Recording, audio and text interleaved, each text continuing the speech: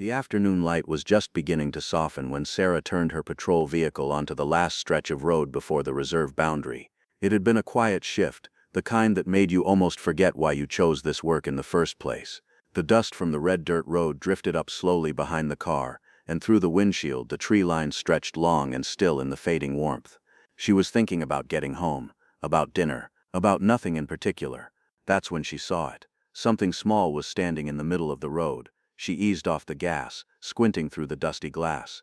At first she thought it was a dog, maybe a stray that had wandered out from one of the farms nearby.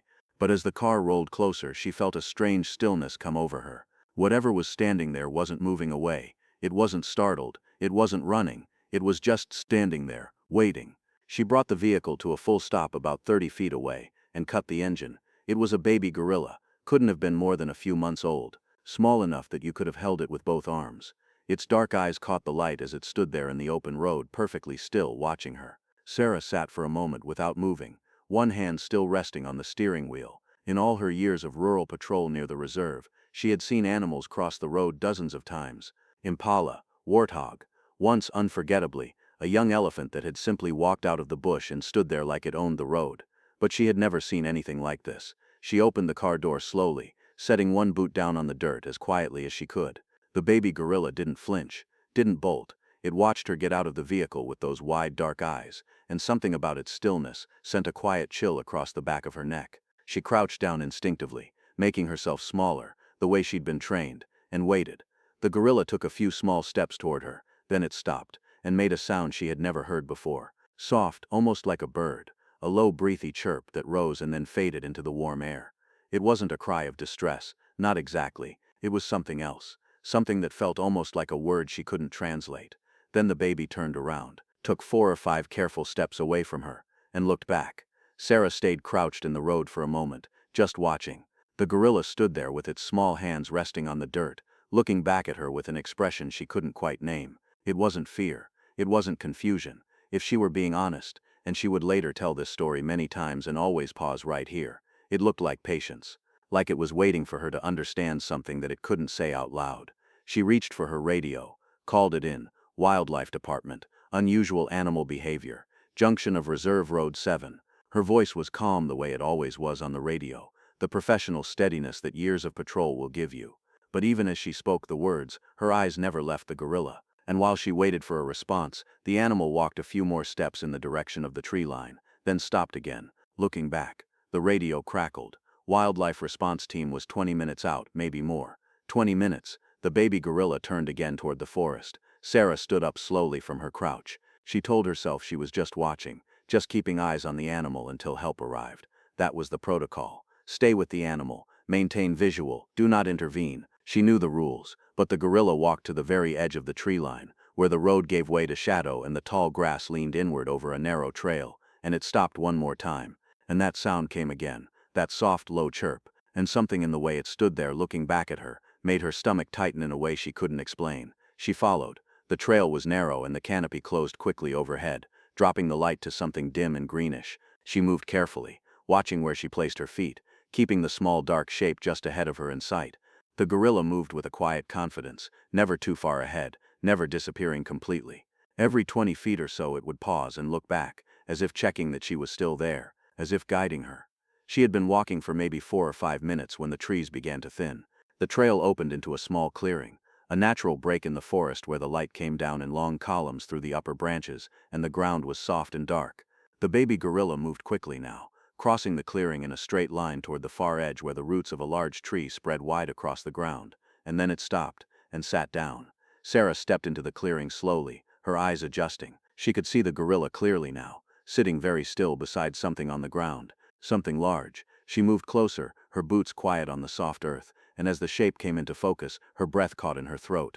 An adult gorilla lay motionless against the base of the tree. Sarah went cold. She could see the trap from where she stood, the thin wire cable buried in the undergrowth, pulled tight around one leg. Whoever had set it hadn't come back for it. The injury was bad. There was no way to know how long the mother had been there. But the baby gorilla sat beside her with both small hands resting gently on her arm, pressing softly, the way a child presses against a sleeping parent, willing them to open their eyes. Sarah's hand was already reaching for her radio before she realized she was crying. She called it in. Emergency wildlife rescue. Location coordinates. Poacher trap. Adult female gorilla critically injured. Her voice broke once on the word critical, and she stopped and breathed and said it again, steadier. The baby looked up at her, then back at its mother, and that look, that small, helpless, trusting look, was the thing that undid her completely. She was still wiping her face when the sound reached her, distant at first, somewhere deeper in the trees, beyond the clearing, beyond the trail she had followed in. A low movement of branches, the crack of something heavy pressing through undergrowth.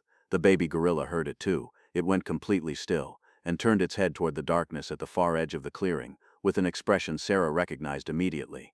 Not from training, not from protocol, but from something older and more honest than either. Pure fear. Sarah didn't move. She stood at the edge of the clearing with the radio still in her hand, her eyes fixed on the tree line where the sound had come from. The baby gorilla hadn't moved either. It sat pressed against its mother's side, both small hands gripping the coarse dark fur, its body absolutely rigid.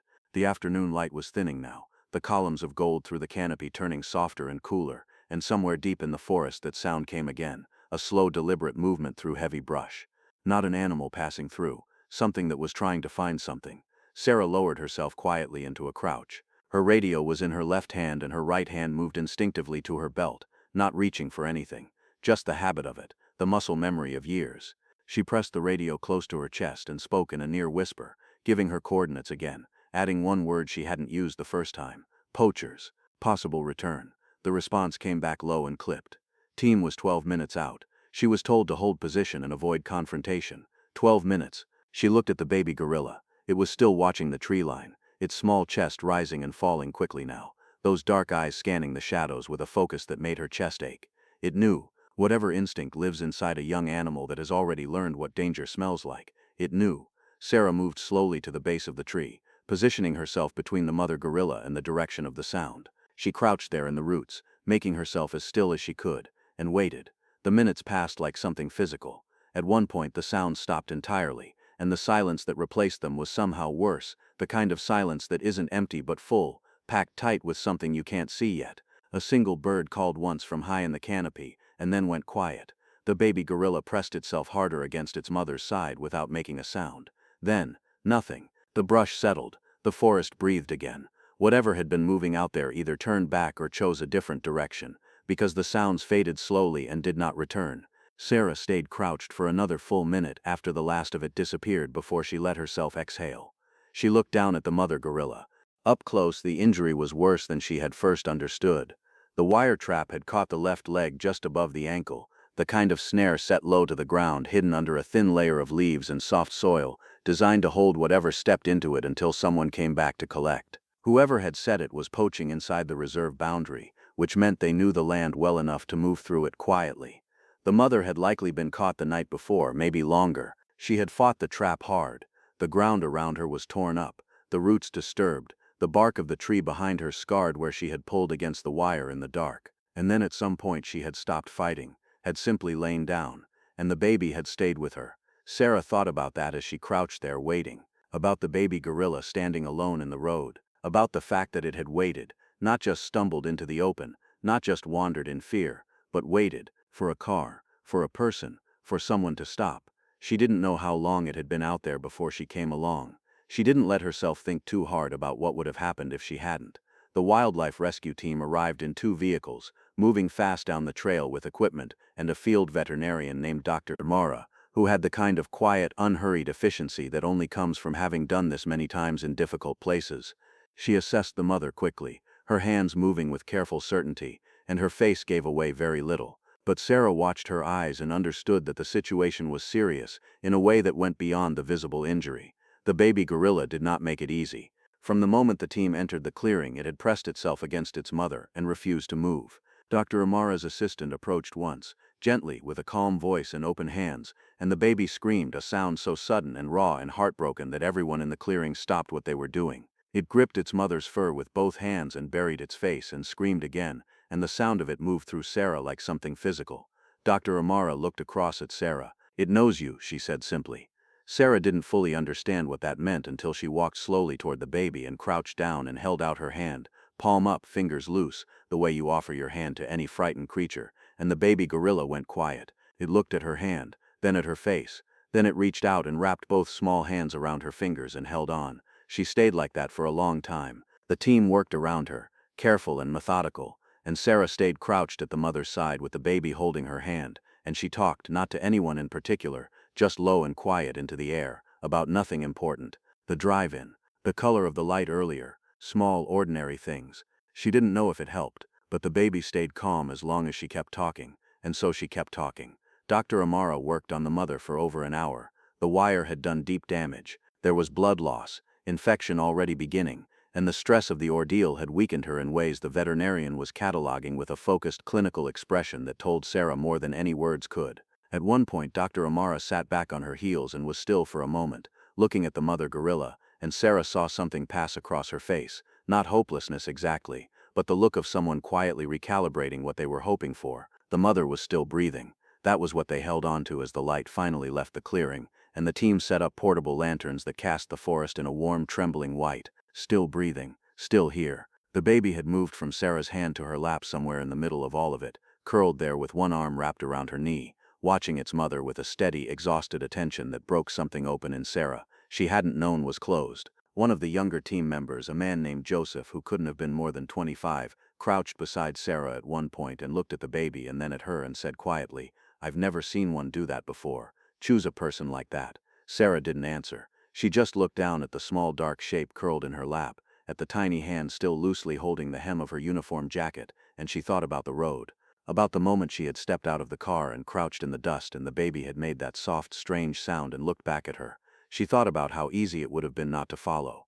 The mother gorilla's breathing was shallow now, and slower than it had been an hour ago, and Dr. Amara had stopped making adjustments and was simply sitting beside her in the lantern light with one hand resting gently on the animal's side. The team had gone quiet. The forest had gone quiet, and in that quiet the baby lifted its head from Sarah's lap and looked at its mother, and made that sound again, that soft, low chirp, just once, like a question it already knew the answer to. The mother gorilla died just before midnight. There was no dramatic moment, no final struggle. Her breathing had been growing slower and further apart for the last hour, each exhale a little longer than the one before it, until somewhere in the space between one breath and the next one simply didn't come. Dr. Amara's hand was still resting on her side when it happened.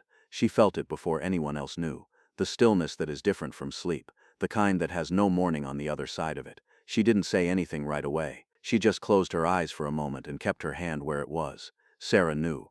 She knew before Dr. Amara looked up. She knew from the way the forest seemed to hold itself differently in that moment. The way the lantern light felt suddenly too bright for what the clearing had become. She was still sitting on the ground with the baby in her lap, and she felt the small body tense, felt it the way you feel a change in weather, something animal and wordless, and she tightened her arms around it instinctively without thinking. The baby gorilla went completely still. It didn't scream, it didn't thrash, it just stopped moving and sat there in her arms with its eyes fixed on its mother, and that stillness was somehow the hardest thing Sarah had ever witnessed. She had seen grief before, in people, in families, in the long quiet aftermath of things that couldn't be undone. But she had never felt it come off a living creature the way it came off that small animal in her arms, like heat from something that had been burning a long time. Dr. Amara finally looked up. Her eyes moved to Sarah and then to the baby, and she gave a single slow nod that said everything it needed to say without a word. Joseph, sitting a few feet away with his elbows on his knees, dropped his head and stared at the ground. One of the other team members turned away from the lantern light and stood at the edge of the clearing with her back to everyone, her shoulders tight. No one spoke for a long time. Sarah sat in the dirt with the baby gorilla in her arms and her back against the roots of the old tree, and she didn't try to stop crying. There was no point. The tears came the way they come when something true and heavy moves through you, and there's no dignified way to carry it. Slowly at first, and then all at once, and then quietly, the way rain settles after a storm. She held the baby tighter, and rested her chin on the top of its small head, and she just let it happen. The baby reached up with one hand, not grabbing, just reaching, the way very young creatures reach, slowly and without certainty, testing whether something is real. Its small fingers found Sarah's forearm, and rested there, barely any weight at all, and she felt that touch move through her like a current. She pressed her lips together, and breathed and looked up at the dark canopy above them, where the lantern light barely reached, where the tops of the trees disappeared into black. Dr. Amara came and crouched beside her after a while. She spoke in a low voice, practical and kind at the same time, the way people who deal in difficult realities learn to speak. She explained what would need to happen, that the baby would need to go into wildlife rehabilitation care, that there were protocols, that it was young enough to have a real chance if the transition was handled carefully. She said all of it gently, and Sarah heard all of it, and nodded at the right moments, but she didn't let go. Not yet. She stayed there for another hour while the team worked quietly around her, documenting and preparing, moving with the respectful efficiency of people who understood that some moments need space even when there is work to be done. And she talked to the baby the whole time, still low, still quiet, the same way she had been talking all evening. She told it that it had been so brave, that what it had done, standing in that road, waiting, leading her back through the trees, was the bravest thing she had ever seen. She knew it couldn't understand the words. She said them anyway, because some things need to be said out loud even when the only witness is the dark. At some point the baby gorilla shifted in her arms and looked up at her, not the wide scanning look of a frightened animal checking for danger. Something slower than that, something that moved from her chin to her eyes and stayed there, steady and direct, the way very few creatures, human or otherwise, will actually look at you. Sarah looked back. She didn't look away, and in that moment she made a promise. She didn't announce it. She didn't say it out loud the way promises get made in stories, with weight and ceremony and witnesses. She just said it quietly, almost under her breath, to the small dark eyes looking up at her in the lantern light. "I've got you. You hear me? I've got you." The baby blinked and looked back at its mother one last time. Then it turned away and tucked its head beneath Sarah's chin and was still. The transfer happened in the early hours of the morning. Dr. Amara had arranged for the baby to go to a wildlife rehabilitation center about 2 hours from the reserve, a facility that specialized in great apes, run by people who had spent their careers learning how to help young animals survive the unsurvivable. Sarah carried the baby to the vehicle herself. It had fallen into something between sleep and exhaustion somewhere around 2 in the morning, and it lay against her shoulder with the limp, absolute trust of a creature that has simply run out of the energy required for fear. She placed it carefully in the padded transport crate. It stirred when she pulled her hands away. Its eyes opened, just barely, half-focused and slow, and it looked at her the way you look at something you're not sure will still be there when you wake up. She pressed her fingers gently against the mesh of the crate. The baby reached out and touched them. "I'll come find you," she said. "I promise." She stood in the dark clearing for a long time after the vehicle pulled away, listening to the forest settle back into itself around her. The lanterns had been packed up. The team had gone. It was just her and the trees and the place where something had ended and something else, fragile and uncertain and alive, had just begun. She walked back out to the road alone. The stars were very bright, and somewhere out in the dark, past the tree line and the long silence, a night bird called once, low and clear, and then was quiet. The rehabilitation center sat at the end of a long gravel road lined with acacia trees, and the first time Sarah drove it she counted them without meaning to, 17 trees between the gate and the main building, their flat tops catching the early morning light like open hands. She had taken 3 days off after the night in the forest, not because anyone told her to, because she had come home that morning and sat down at her kitchen table and found she couldn't quite remember how ordinary things worked for a while. The kettle, the chair, the simple mechanics of a regular day. She sat there until the sun moved all the way across the floor, and then she went to bed and slept for 14 hours, and when she woke up the first thing she thought about was the baby. She called Dr. Amara before breakfast. The baby was stable, eating, not well, not enthusiastically, but eating. It had spent the first 2 days refusing food and sitting in the corner of its enclosure facing the wall, which the staff said was normal, expected. The word they used was grieving, and they used it plainly and without apology, the way people use it when they have watched enough animals to know that the feeling is not uniquely human. It was grieving, and it was alive. Sarah was on the road within the hour. She didn't know what she expected when she walked into the enclosure area that first visit. She had told herself she was just checking, just following through, that she would see the baby was in good hands and leave feeling settled, and that would be the end of it. She had told herself that story the whole drive there, and she almost believed it. The baby was sitting with a care worker named Nadia, a quiet, steady woman in her 30s, who had a gift for sitting close to frightened animals without making them feel crowded. The baby was not quite leaning against her but was near enough to feel her warmth, picking at a piece of fruit with the mechanical disinterest of something going through the motions of living. Sarah stopped at the enclosure entrance. The baby looked up, and for one moment it was completely still. The same stillness it had in the road that first afternoon, that particular quality of absolute attention that had stopped Sarah's car and changed everything. Then it stood up, dropped the fruit, crossed the enclosure floor in a straight, unhesitating line, and pressed both hands flat against the mesh between them. Sarah crouched down. She pressed her fingers against its fingers through the mesh and didn't say anything for a long moment. Her throat had closed in that way it does when the thing you're feeling is too large for words, and trying to speak through it only makes it worse. The baby made a soft sound, not the chirping call from the forest, something quieter, something that seemed to come from lower down, from somewhere deep in its small chest. Nadia watched from across the enclosure with the expression of someone witnessing something she recognized but rarely saw. "It hasn't done that for anyone else," she said quietly.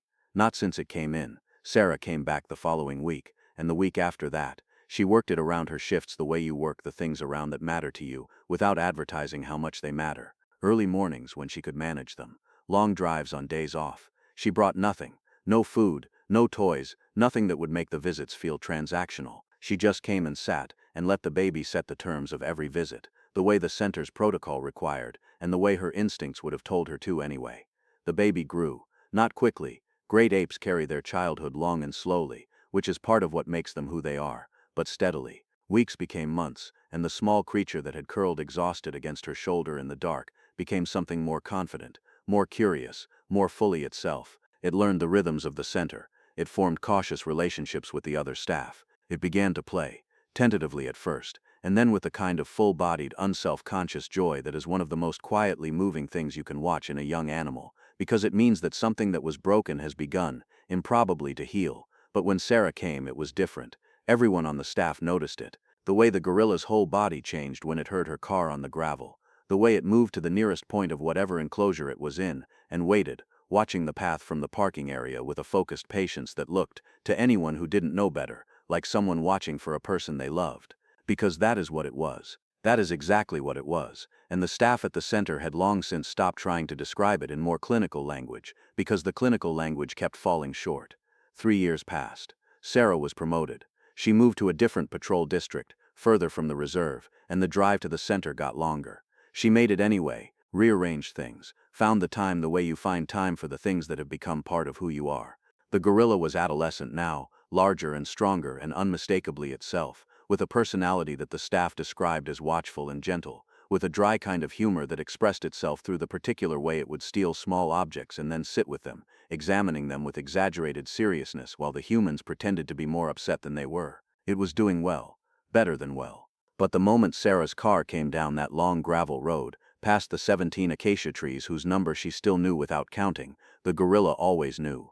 Before she parked, before she got out, before she was visible from any angle that should have allowed recognition, it knew. The staff had a few theories. Scent, most likely carried ahead on the wind, the particular sound of her engine, the accumulated memory of hundreds of arrivals stored somewhere in a body that had learned, against considerable odds, that she always came back. The theories were probably right. Science is usually right about the mechanisms of things, but Sarah never spent much time on the theories. She would park and get out and walk the familiar path, and the gorilla would be at the nearest point of the enclosure waiting for her, and she would crouch down the way she had crouched in a dirt road on a quiet afternoon years ago, and it would press its hands against the mesh, and she would press hers back, and for a moment the whole long, complicated distance between that night in the forest and this ordinary morning would collapse into something very small and very clear. A promise made in the dark, kept in the light. She thought about the mother sometimes. More than sometimes. She thought about her on the drive-in, in the quiet stretch between the last town and the gravel road, when the landscape opened up and the sky got wide. She thought about what that gorilla had given, not just her life, in the way that all lives end, but the particular courage of lying down in the dark, and trusting that the small frightened creature beside her would find a way to bring help. Whether that trust was conscious, whether it rose to anything like intention, Sarah couldn't say. She was a police officer, not a scientist, but she had been a human being long enough to know that trust doesn't always need language to be real. The baby had stood in the road, it had waited, it had led her back through the trees, and something that had seemed like instinct or accident or the random collision of an ordinary afternoon with an extraordinary moment had turned out to be the beginning of something that was still going, still true, still present every time she made the turn onto that gravel road and the acacia trees began to pass on either side of her like a count. She knew by heart. 17 trees, the building at the end,